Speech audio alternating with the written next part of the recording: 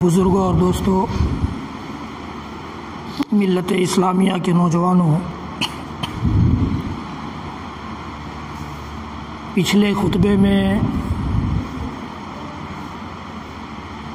میں نے آپ کو بتایا تھا کہ ہمارے سماج کی یہ غلط فہمی ہے،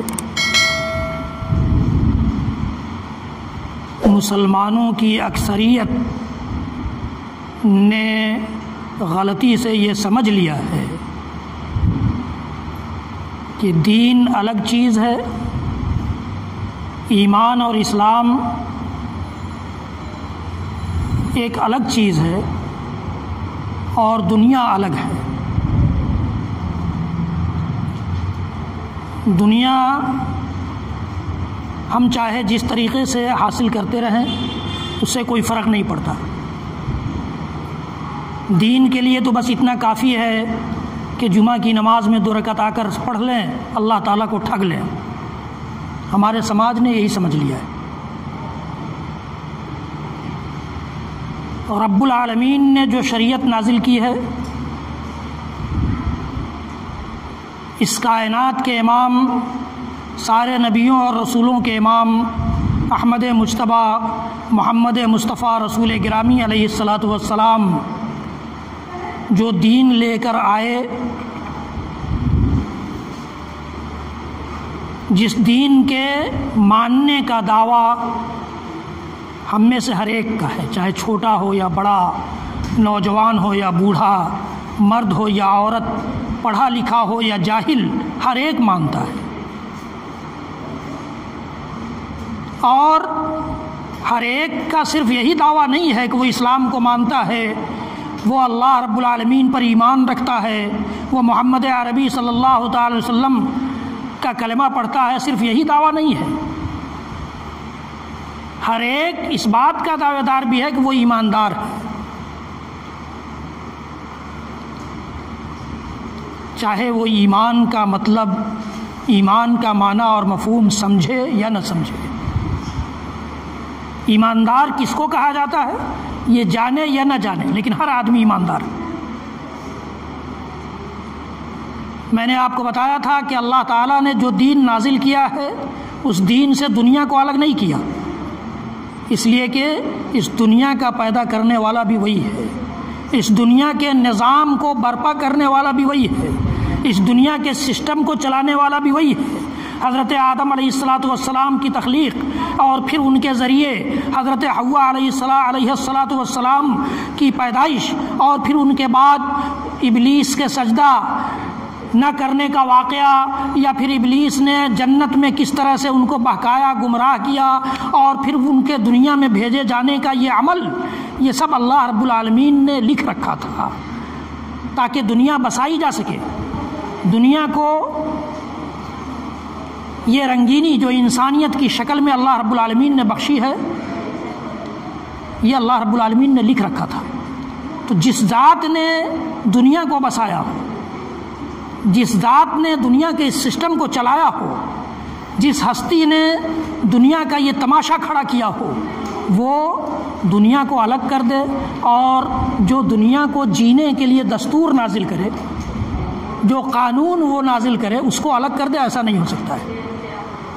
اس لیے اس نے کہیں قرآن میں یہ نہیں کہا، یا محمد عربی صلی اللہ تعالی علیہ وسلم نے کہیں یہ نہیں سکھلایا کہ دیکھو دین کے ماننے والے الگ ہو جائیں اور دنیا کے ماننے والے الگ ہو جائیں، نہیں،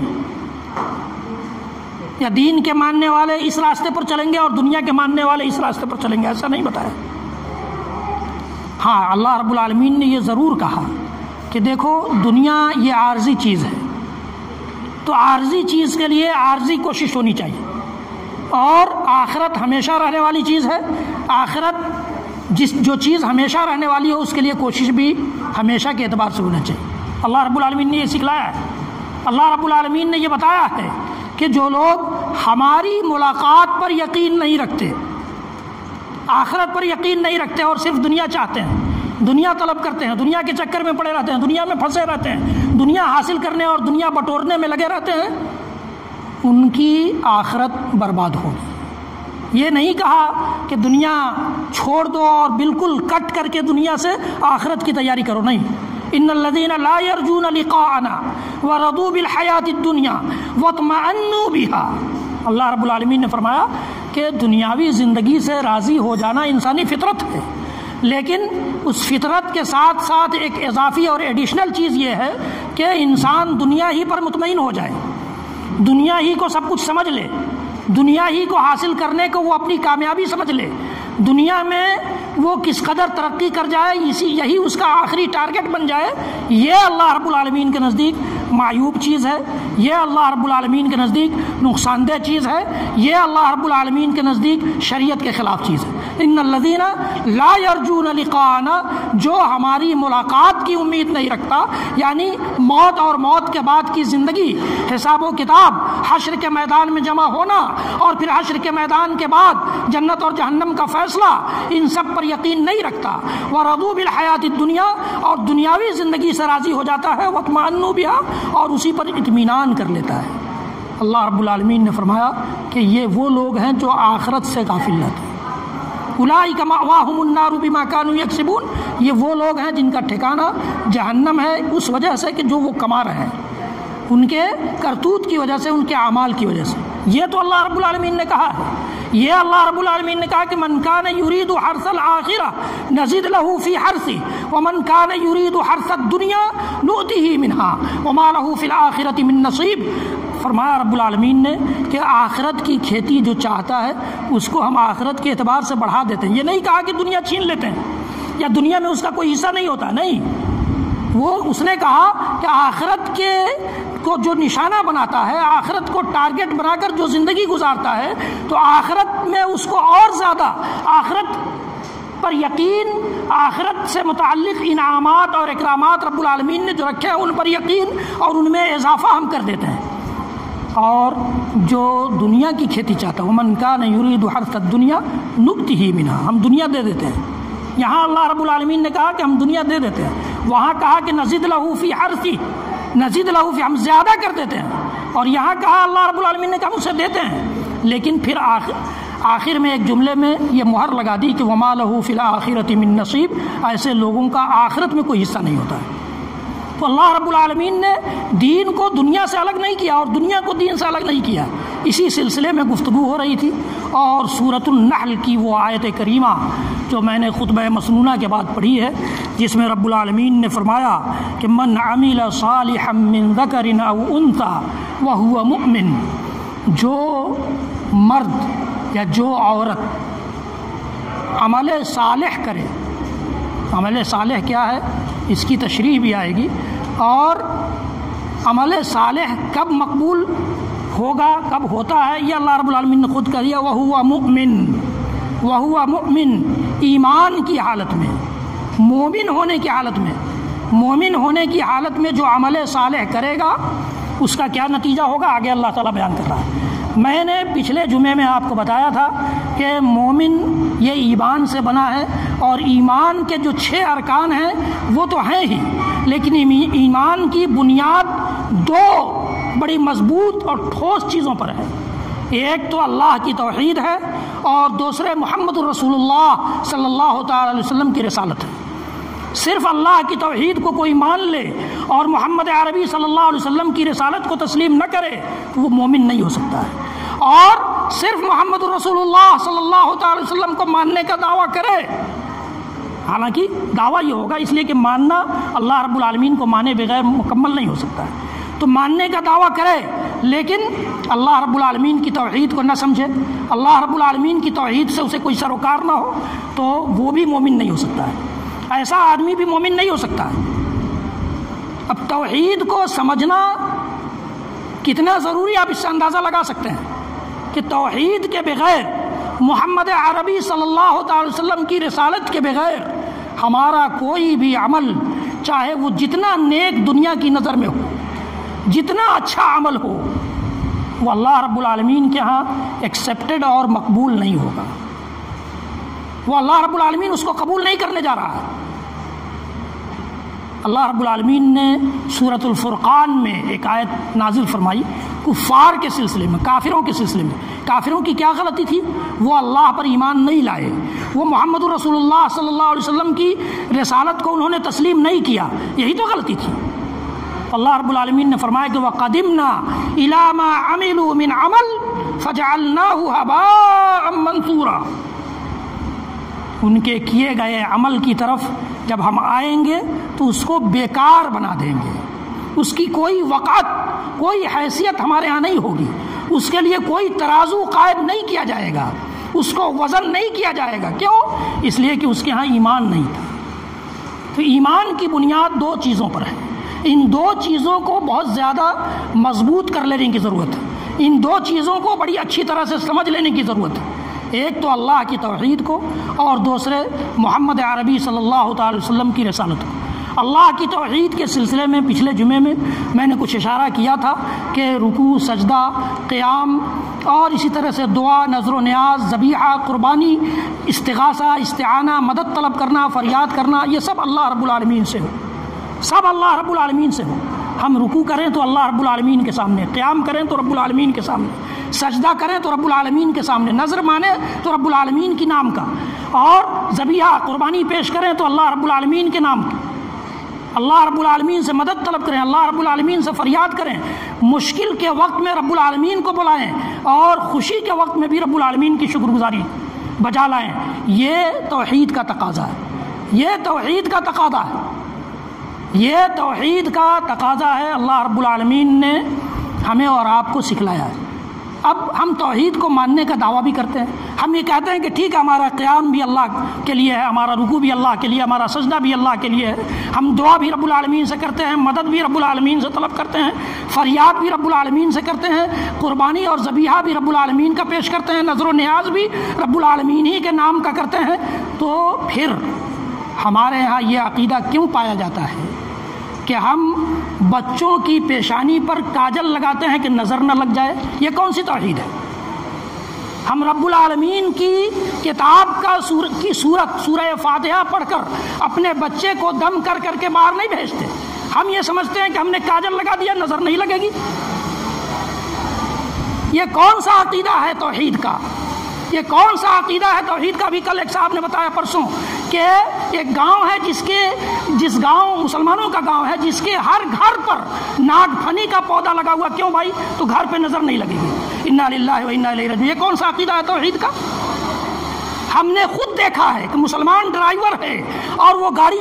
لے کر جا رہا ہے، دائیں سے بائیں یا بائیں سے دائیں کوئی جانور کراس کر گیا، اس کے گاڑی میں بریک لگ جاتا ہے۔ یہ کون سا عقیدہ ہے توحید کا؟ یہ تو قرآن نے نہیں سکھلایا، قرآن نے تو یہ سکھلایا کہ إِن يَمْسَسْكَ اللَّهُ بِضُرٍّ فَلَا كَاشِفَ لَهُ إِلَّا هُوَ وَإِن يُرِدْكَ بِخَيْرٍ فَلَا رَادَّ لِفَضْلِهِ، اگر نقصان پہنچانا ہوگا تو دنیا کی کوئی طاقت تمہیں نہیں بچا سکتی ہے، اور اگر انعام سے، نوازش سے، نعمت سے نوازنا ہوگا تو دنیا کی کوئی طاقت اللہ کے فضل کو نہیں چھین سکتی ہے۔ ہمیں تو یہ عقیدہ سکھلایا گیا تھا، ہم نے یہ کیسے سمجھ لیا کہ ہم اپنے گھر پر ناگ پھنی کا پودا لگا لیں گے تو ہم صحیح رہیں گے، درست رہیں گے، ہمارا گھر ٹھیک ٹھاک رہے گا؟ یہ کس نے کہہ دیا؟ یہ کس قرآن نے یہ عقیدہ دیا ہے مسلمانوں کو؟ کس رسول نے یہ عقیدہ دیا ہے مسلمانوں کو؟ یہ کون سی توحید ہے؟ امن یجیب المضطر اذا دعاہ ویکشف السوء،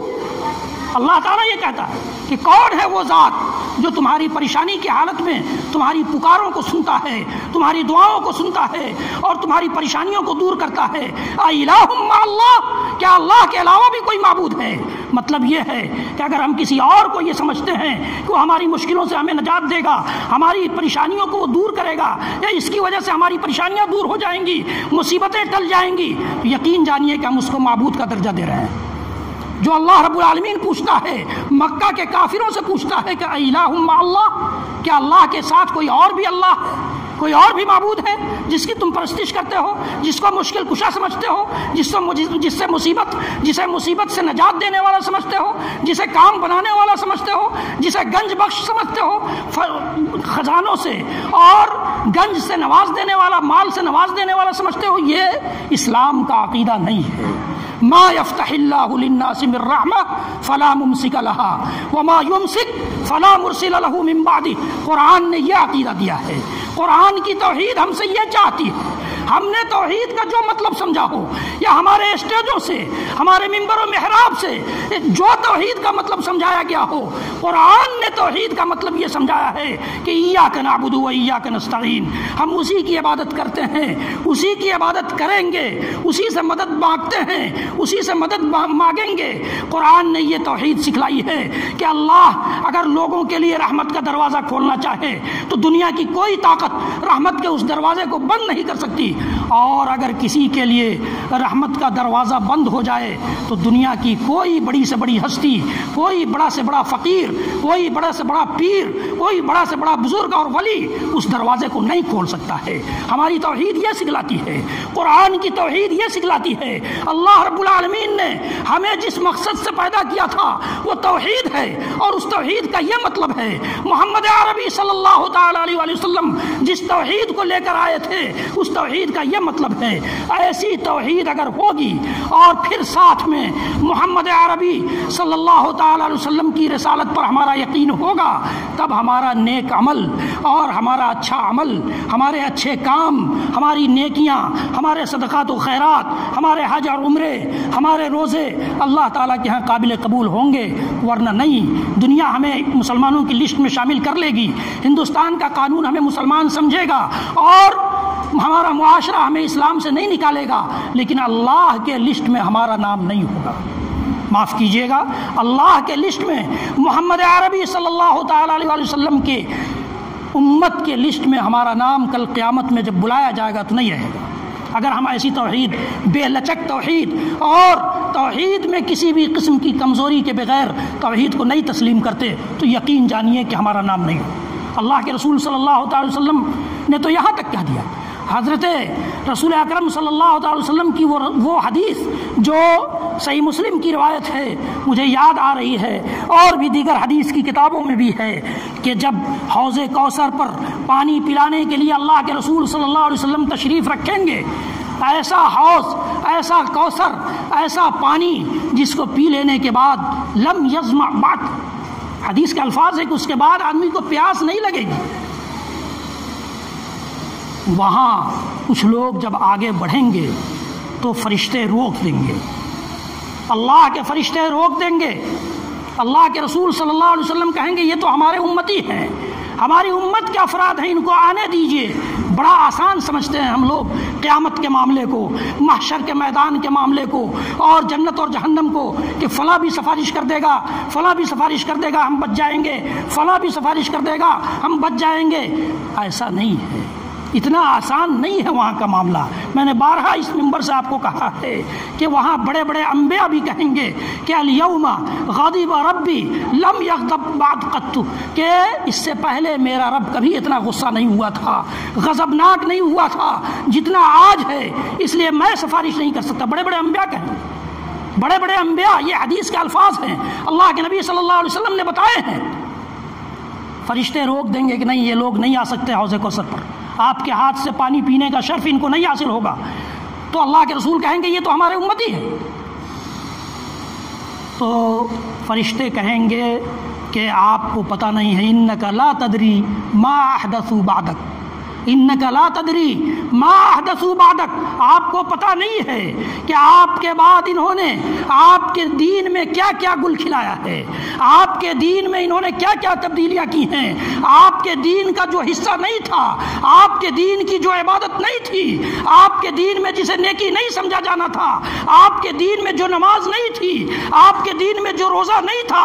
آپ کے دین میں جو حج اور عمرہ نہیں تھا، وہ سارے انہوں نے کیے ہیں۔ انہوں نے تو آپ کے دین کا رنگ ہی بدل دیا تھا، آپ تو صاف شفاف ایسی شریعت لے کر بھیجے گئے تھے جس کی رات بھی دن کی طرح سے تھی، لیکن انہوں نے گدلا کر دیا تھا، اس شریعت کو مقدر کر دیا تھا، اس شریعت میں حق اور باطل کی تمیز نہیں باقی رہ گئی تھی، اس لیے ان کو یہ شرف حاصل نہیں ہوگا۔ اللہ کے رسول پھر جواب دیں گے سحقاً سحقاً لمن غیر بعدی، میرے بعد میرے دین کو بدلنے والوں کے لیے دوری ہے، لعنت ہے، ایسے لوگوں کو بھگاؤ یہاں سے، یہ اللہ کے رسول کا جواب ہوگا۔ تو اللہ کے رسول کو ماننے کا طریقہ یہ ہے، اللہ کے رسول کی رسالت کا تقاضا یہ ہے کہ اللہ کے رسول جو لائے تھے، جس قدر لائے تھے، اسی قدر اس کو مان لیا جائے، اس میں نہ کوئی اضافہ کیا جائے نہ کوئی کمی کی جائے۔ انشاءاللہ العزیز